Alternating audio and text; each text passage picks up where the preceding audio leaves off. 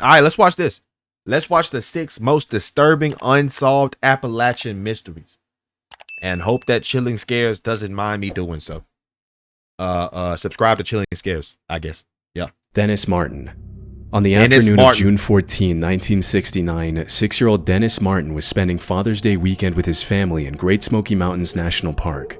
He was there with his father, grandfather, and older brother near Spence Field, a remote high country area along the Appalachian Trail. It was supposed to be a simple family camping trip. Instead, it turned into one of the most disturbing missing child cases in American history. What? Late that day, Dennis and a few other boys decided to play a prank. The plan was to hide along the trail, wait for the adults to come by, and jump out and scare them. Oh no. To pull it off, the boys split up.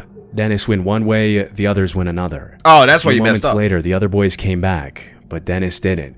His father, Bill Martin, started calling for him almost immediately and began searching the area on foot. There was no answer. No movement in the brush, and no sign of a little boy in a bright red shirt. And this was not easy terrain. Dennis had vanished in steep, heavily wooded mountain country where a child could disappear from view in seconds. If he had wandered off the trail, fallen, or gotten confused, the forest could have swallowed him almost instantly. As if things weren't bad enough already, they only got worse. Not long after Dennis disappeared, a hard rainstorm moved into the mountains. Heavy rain pounded the area, and whatever tracks or scent Dennis may have left behind were being wiped away in real time. By nightfall, the temperature had dropped too. For a 6-year-old dressed for a summer outing, not an unexpected night alone in the wilderness, this was a serious danger all by itself. Oh my gosh. Family members and rangers kept looking through the darkness, trying to find them before the mountains and weather made things even worse. Find By the Dennis. next morning, the search had grown into something enormous. What began as a frantic family search turned into a full-scale operation involving rangers, volunteers, Boy Scouts, horse teams, helicopters, National Guard members, and even Green Berets. Before it was over, thousands of people would take part. At one point, around 1,400 searchers were involved in a single day. More than 56 square miles were eventually covered. 56? And after all that, they still found nothing physical to indicate what happened to Dennis. There were leads, but none of them changed the case. For example, small footprints were found in the area and appeared to belong to a child. They seemed to head toward a stream and then disappear. They were Oxford prints, and because Dennis was wearing the same kind of shoe, the prints drew immediate attention. But officials decided they were instead probably left by a Boy Scout helping with the search. As the days passed, darker theories started to take hold. The most famous came from a man named Harold Key, who claimed he heard a terrible scream not long after Dennis vanished. Oh Soon no! After that, he said he saw a rough-looking man moving quickly through the area with something red slung over his shoulders. Dennis had been wearing a red shirt, so the account naturally drew attention, but there seemed to be a problem. The timeline and distance did not quite fit well enough. Investigators believe the man Harold described was too far from the place Dennis had last been seen, and too little time had passed for the sighting to make sense. Both park rangers and the FBI ultimately concluded there was not enough to connect the account to Dennis's disappearance. Still, the abduction theory never really died. Dennis's father believed his son had been taken, and a lot of people understood why. A child vanishes in broad daylight, and an enormous search follows, yet not one trace of him is ever found. Officials, however, lean toward a different explanation. They believe Dennis most likely became lost and died somewhere in the wilderness soon after disappearing. It is the least dramatic theory, but it may also be the most likely. An animal attack has also been suggested over the years, usually involving a bear or feral hog, though that theory has always had its own problems. No blood was found, no torn clothing, no obvious sign of a violent encounter. By June 29, the active search was called off. The volunteers were exhausted, leads had dried up, and the mountains had given up nothing. Oh Dennis my Martin gosh! was never found. My goodness. Scott these trees. Hold on. These trees get wild. These trees get wicked now. You call them the sticks. Out in the sticks. It gets pretty wicked, dude. Yeah, you can see the stars at night. Yes, you can hear the nature. It's very relaxing. But man, you ain't got no cell service. You better, you hear the coyotes. Maybe a mountain lion, maybe a bobcat. You might see anything, a black bear. Man, I'm not playing it. Oh, shoo. That's why I don't go hiking. Scott why I Lilly don't was go not hiking. the kind of person most people would expect to see tackling the Appalachian Trail. He was not some hardened outdoorsman or seasoned long-distance hiker. But in the summer of 2011, the 30-year-old from South Bend, Indiana decided to shoulder a backpack and head south on one of the most famous footpaths in America. Part of the appeal was history. Scott had a strong interest in the Civil War, and that helped draw him toward Virginia, a state dotted with battlefields. But this hike does not seem to have been just about scenery or history. It appears to have been something more personal, a way to clear his head and work through whatever was weighing on him at the time. On June 15, 2011, Scott set out on an ambitious journey. His plan was to hike the Appalachian Trail southbound from Maryland all the way to... Look at the trail. Who want to hike that? Who wants to hike that, bro? 699 miles, 259 hours? Nah, you can have that, bro. You can have it. Wear a GoPro. Wear a GoPro when you hike it, and I'll watch the GoPro. Springer Mountain in Georgia. That's the best you For get someone who is still relatively new when it came to hiking, this was no small undertaking. But by the time he reached Virginia, he seemed to be doing just fine. He had made his way into the mountains of Nelson County and taken on a stretch of trail near the Priest, a rugged area where the Appalachian Trail climbs above 4,000 feet. By then, he may have felt like he had found his rhythm. Then, somewhere around July 31, things went quiet. That was the last point at which anyone is known to have seen or heard from Scott. What investigators believe is that Scott may have been heading toward Cow Camp Gap Shelter, a well-known community-used simple wooden structure along the trail. That would have made sense. The Cow Camp Gap was a logical next stop on his journey. From there, he may have planned to continue into Buena Vista, a small town along the trail with supplies. Buena Vista! If that was his plan, there was nothing unusual about it.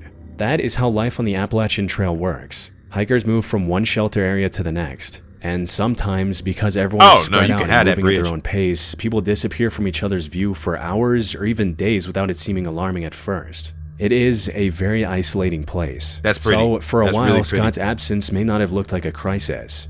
But somewhere in that ordinary gap, something went terribly wrong.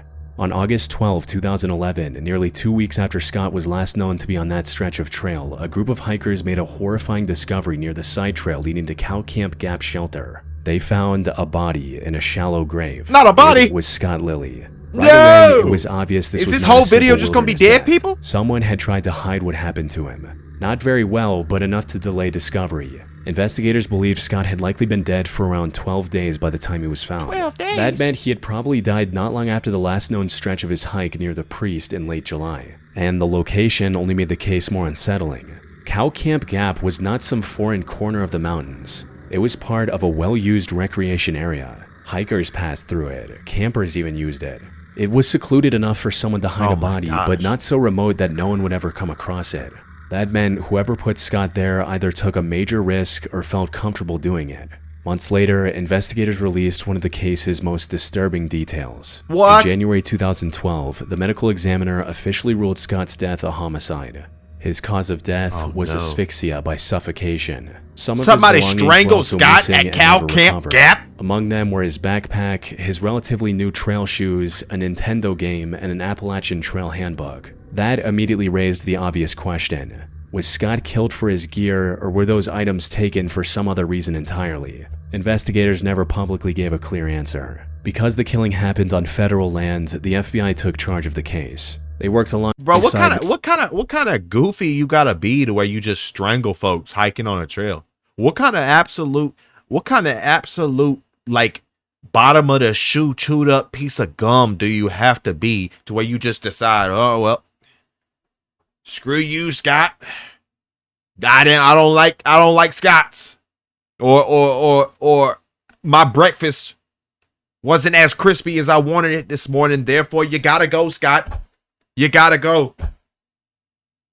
What kind of absolute loser do you have to be to do National something like that? Park Service Rangers, U.S. Forest Service officers, Virginia State Police, and local authorities. Agents and officers collected more than 100 pieces of evidence. They covered more than 270 miles of trail. They conducted 83 interviews of hikers in the area at the time across multiple states and even in 2 foreign countries. 1 year after Scott's murder, the FBI even announced a $10,000 reward for information leading to the arrest and conviction of his killer. But despite all of that, the case never broke open. No suspect was publicly identified and no final timeline was established. It was never found out exactly what happened to Scott Lilly in his final hours on the trail, which sparked much speculation. Some seem to paint the area around Cow Camp Gap as an area crawling with dangerous mountain recluses or hidden predators waiting just off the trail. But that image does not really hold up. This was a well-used area and not some lost world cut off from everybody else. And that may be one of the creepiest parts of all. He disappeared along a route hikers used all the time. Then, somewhere in that stretch of Virginia backcountry, he crossed paths with the wrong person. Yeah, an absolute loser. I'll never understand why anyone would want to actually physically hurt someone to the point of actually ending a life, because I don't know, bro. I don't know either, dude. I don't know. Because like, you can't be that mad, right? You can't actually be that mad. So in my mind, I'm thinking you got to get some kind of satisfaction out of it. And then at that point, it's like, how do you even grow to develop that? How do you even grow to develop that? Because like, do you like kill somebody by accident and then you're just a killer now? Like, man, that was kind of good. Let me try that, bro. Let me do that intentionally this time. It can't be. I mean, like, do you just read a book and in the like a murder mystery and you're like, wow, the murderer in this murderer mystery novel is really cool. I'd like to be like that guy. All right, well, wait, what sparks the interest? What sparks the interest, bro? I don't even like killing bugs. But I got to. You know what I'm saying? Like every stink bug, all the stink bugs and stuff, bro. All the daggum stink bugs. I be feeling sorry for the stink bugs, but you got to get out my house. You got to go. You got to go. Spiders too. I hate that we met this way, but this is how it is, bro. This is how it is. And exactly what happened next has remained unknown to this day. Derek Luking.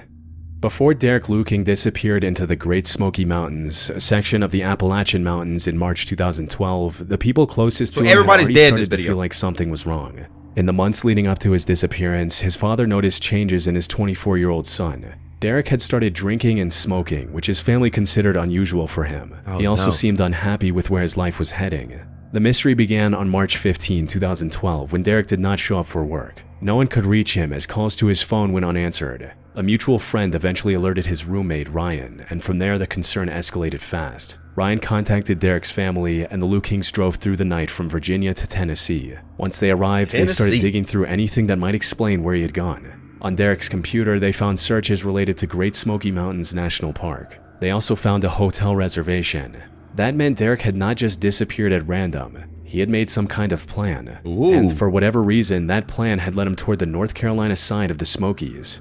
He just had a date. That was the question hanging over everything from the beginning. 2 days later, on March 17, surveillance footage captured Derek leaving the Microtel Inn and Suites in Cherokee, North Carolina at around 4 o'clock in the morning. He was carrying only a day pack. That was the last confirmed sighting of him. After that, Derek effectively walked out of view and never came back. Inside his hotel room were details that only made the case stranger. His family found a Bible on the bed and a liquor bottle on the floor. It suggested he may have been wrestling with something emotional, spiritual, or both. Later that same morning, around 8:30, Derek's white Ford Escape was found at Newfound Gap high in the Smokies, near the Tennessee-North Carolina line. His family came across it by sheer luck while searching for him. Inside the vehicle was a note. Its message was short but chilling. "Do not follow me." But despite this note, people did, because by that point the case no longer looked like a man taking a private trip. It looked like a disappearance headed towards something much worse, and what investigators found inside the SUV only deepened the mystery. Derek had bought a surprising amount of outdoor gear. There were maps of the national park, a tent, a sleeping bag, food, cord, cutting tools, lights, and other survival items. It looked like the setup for a serious wilderness outing, but there was one major problem.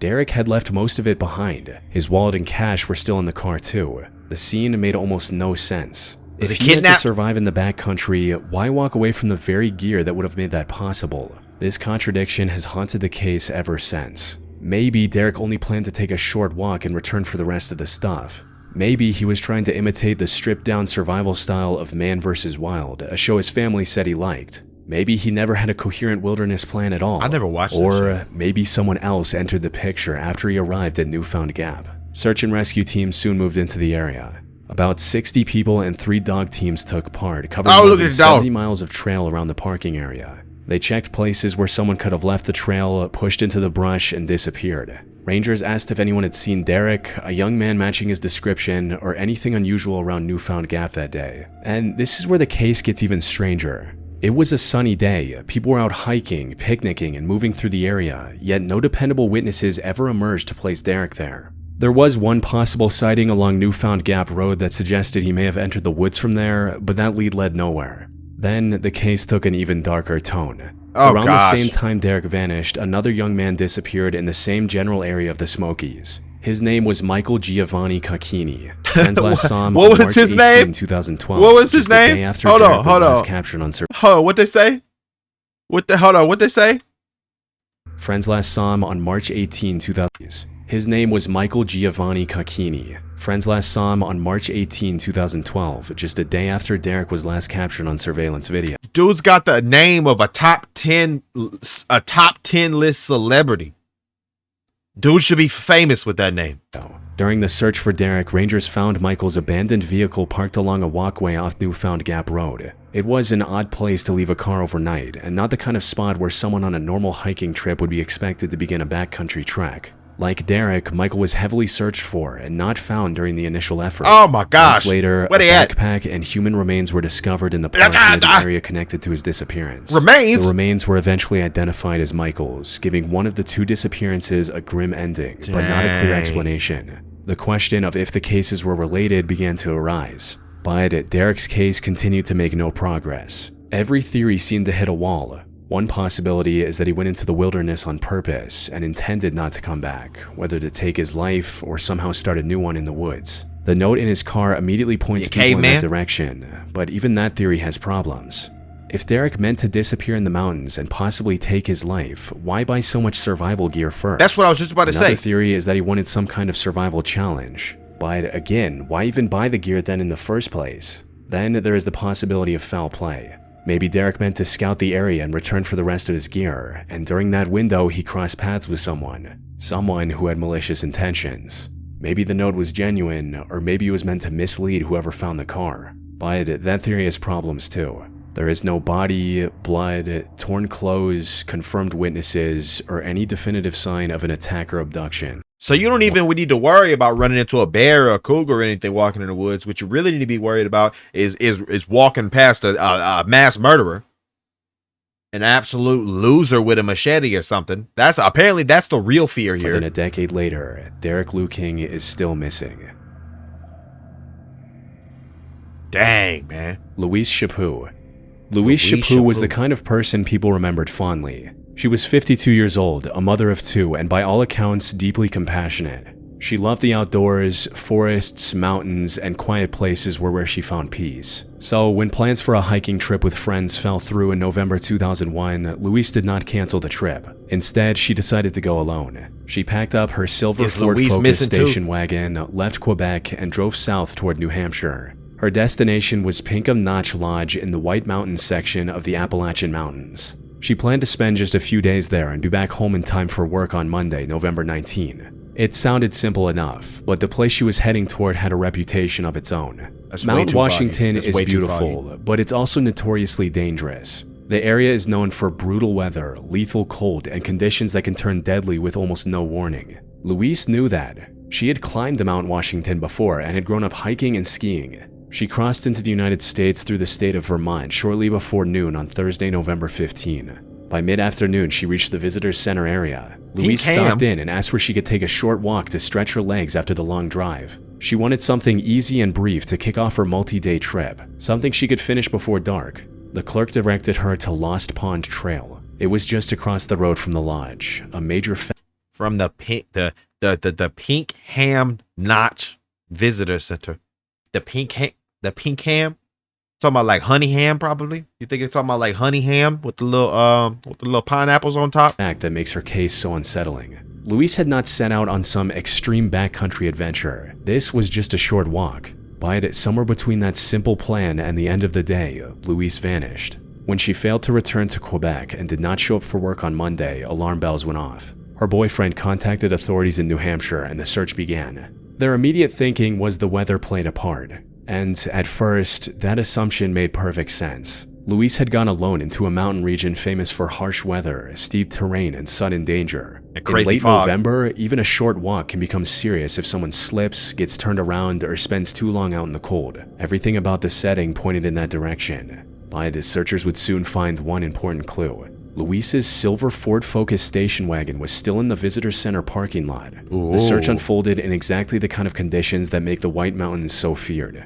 Dozens of people from the New Hampshire Fish and Game, Mountain Rescue Services, Androscoggin Valley Search and Rescue, and the U.S. Forest Service headed into the area. They were met by high winds, blowing snow, and bitter cold. Wind chills dropped well below zero. If a missing person is injured or exposed in those kinds of conditions, every hour counts, but the first day produced nothing. On the second day, the weather improved somewhat, and a helicopter from the U.S. Army National Guard joined the search from above. Still nothing. Louise seemed to have vanished into one of the best-known mountain areas in New Hampshire without leaving behind any clear explanation. And because of where she disappeared, most people naturally assumed the worst. She could have suffered a fall or succumbed to exposure. Maybe she got disoriented and was lost in the wilderness. Anything was a possibility, which made the search for her that much harder. Then, on the afternoon of Thursday, November 22, Thanksgiving Day in the US, the search came to an end.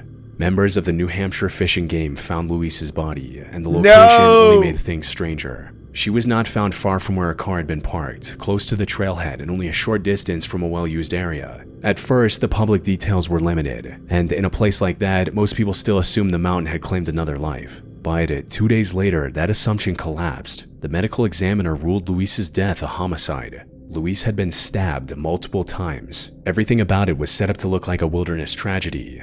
A solo hiker, a dangerous mountain range, bad weather, but what looked like a missing hiker case turned out to be a murder, and no suspect was ever identified. More than 2 decades later, her case is still unsolved. 76, 16-year-old... Oh, I hit the wrong button. All right, bro, how did these go? Case is still. How did they go so unsolved?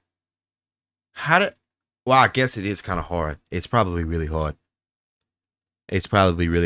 Huh? Trying to find a trail, trying to figure out what happened, even if you do got a lead. But I mean, the family would be so upset, right? Imagine they just can't. They got to call off the search. Gibson.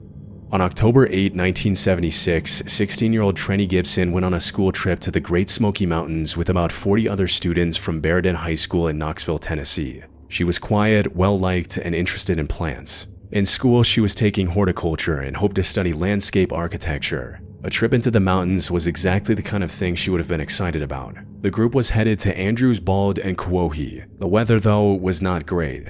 It was damp, chilly. Andrews Bald? Andrews Bald? Where's Andrew's hair? Andrew's bald? Andrews Bald and Quohee. Oh my gosh, Andrew was bald! Andrew was bald! The weather, though, was not great. It was damp, chilly, and poor enough that the trip could have easily been canceled. Trenny was also underdressed. She had left her coat behind in Knoxville and ended up hiking in a blouse, sweater, jeans, and tennis shoes. Another student, Robert Simpson, loaned her his wool jacket. The students were told to stay on the trail, not go beyond Andrews Bald, and be back at the bus by 3:30 that afternoon. After they reached Andrews Bald and ate lunch, Trenny separated from Robert at around 1:30 p.m. He later said she wanted to head back towards the bus while he stayed behind. As she made her way back, other students saw her along the trail. One girl walked with her briefly. Another group invited her to stop and sit down, but Trenny kept going. One student later recalled that Trenny seemed to be in a hurry. Then, at about 2:50 that afternoon, witnesses saw her walk a little further ahead, stop, bend down, and step off the trail to the right by herself. This was the last confirmed sighting of Trenny Gibson. When students got back to the bus around 3:30, it became clear something was wrong. Trenny was not there. Her teacher, Wayne Dunlap, started looking for her almost immediately. Another student searched too, but neither found anything. By around 4:30 p.m., rangers had been contacted and the case became an official missing person search inside the Appalachian Mountains. And the timing was awful. Evening was coming on and rain, fog, wind, and falling temperatures were moving in. The trails were slick with wet leaves and visibility was getting worse by the hour. And Even wet so, leaves will kill those you. looking for her would find evidence that Trenny may not have been alone. Searchers found broken undergrowth near the place where Trenny was last seen. Nearby were 3 cigarette butts and a partially consumed can of beer, suggesting that someone else may have been in that area. The strongest lead came from the tracking dogs. After being given Trenny's scent, they followed it past the Kawohi Tower lookout point and toward a spot roughly a mile and a half away, where the scent then disappeared. Some thought Trenny may have moved toward the road rather than simply wandering deeper into the wilderness. The search grew quickly. Over the course of the broader search, roughly 756 people took part. And despite all of that, nothing conclusive was ever found. The FBI opened an investigation and looked into possible sightings that were reported. None of them led anywhere. The dead ends didn't seem to make any sense. She was not alone in the deep wilderness. She was on a school trip on a marked trail in one of the most visited parts of the mountains. Then she stepped off the trail for just a moment and vanished. One theory is that she made it to the road and encountered the wrong person. Others believe someone around her that day knew more than they ever admitted. But nearly 50 years later, there is still no body, no proven crime scene, and no clear answer as to what happened to her. Oh my gosh, we got nothing. Thelma Melton. On November 25, 1981, 58-year-old Thelma Melton, known to her friends as Polly, went for what should have been an easy afternoon walk in the mountains. That day, Polly set out on the Deep Creek Trail in the Appalachian Mountains with 2 friends, Pauline Cannon and Trula Gudger. It was one of her favorite hikes, a familiar trail that was well used and easy to follow. The weather was warm, the creek was shallow because of drought, and the trail was busy enough that other hikers were often around. Nothing about the setting screamed danger. At first, the walk seemed normal and Polly was in good spirits. She had even made homemade spaghetti sauce before leaving and expected to be back later that day to finish the ordinary routines of her life. About an hour into the hike, around 4 p.m., the 3 women reached the turnaround point and started heading back. And that is where the case takes a strange turn. Polly, who had been walking more slowly than usual earlier in the day, suddenly picked up speed. One of her friends even joked that they weren't going to race her. Polly turned, laughed, and kept going. It was the last normal moment anyone had with her. That sudden burst of pace stood out because Polly was not young. She was a heavy smoker and had high blood pressure. Ooh. She was not the sort of person anyone would expect to suddenly power away down a trail for no clear reason. Gotta leave them that is cigarettes exactly alone. what she seemed to do. Gotta leave them she alone. moved ahead of her friends, went over a rise in the trail, and disappeared from sight. At first, her friends were not alarmed. They assumed Polly was joking around or hurrying back to check on her husband, Robert, who was waiting back at the trailhead. But when they came over the same rise themselves, she was gone. Her friends still tried to make it fit an ordinary explanation. But when they got back and Robert said Polly had not returned yet, the situation changed immediately.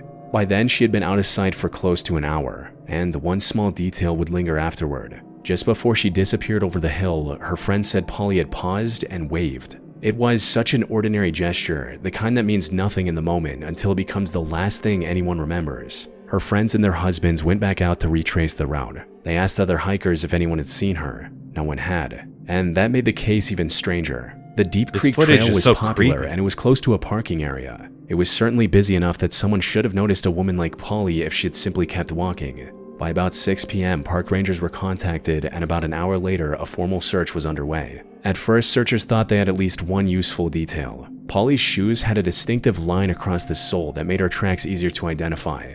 But that clue went nowhere almost immediately. The trail was too busy and too many other people had passed through. Investigators couldn't even determine where Polly had left the trail at all. Over the weekend, the search grew. Volunteers joined park rangers, bloodhounds were brought in, and the trail was closed. In the end, roughly 150 volunteers and 9 search dogs took part. It didn't and find then came anything, one of the strangest details in the whole case. When the dogs were taken to the point where Polly had been last seen, they reacted strongly. They picked up her scent, but instead of carrying it down the trail or off into the woods, they circled the area and howled. It was as if the trail simply ended where she vanished. Searchers found no clear path away from the point or obvious sign that she had wandered into the forest. She was abducted by aliens. Evidence of a struggle. No clothing, no dropped belongings, nothing. Rangers also ruled out some of the more dramatic natural explanations. The temperatures were mild, so exposure was unlikely. Animals in the area were also not considered large enough to drag her out of sight. Later, once leaves began to fall and visibility improved, a helicopter surveyed the area from above. Still, nothing.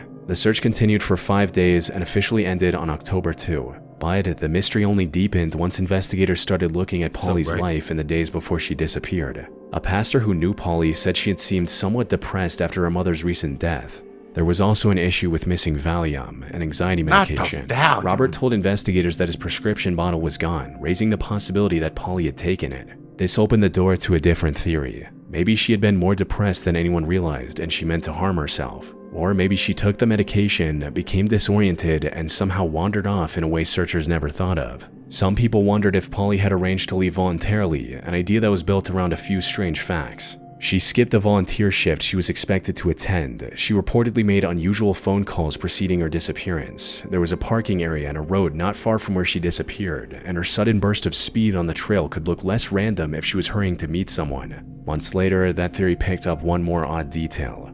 A check made out to Polly was cashed in Birmingham, Alabama, where her family had roots. Oh my gosh, even that's that never went good. nowhere. Investigators never established who cashed it. And if Polly really had chosen to run off and start over, she did it in a way that required abandoning her medication, identification, clothes, and everyone who knew her. Her family believed that sounded nothing like her. Then there is the possibility of foul play. Her family seemed to lean toward this idea. Polly was walking alone while wearing jewelry, and she disappeared near a road and parking area. In theory, she could have been lured away, forced into a car, or picked up by someone.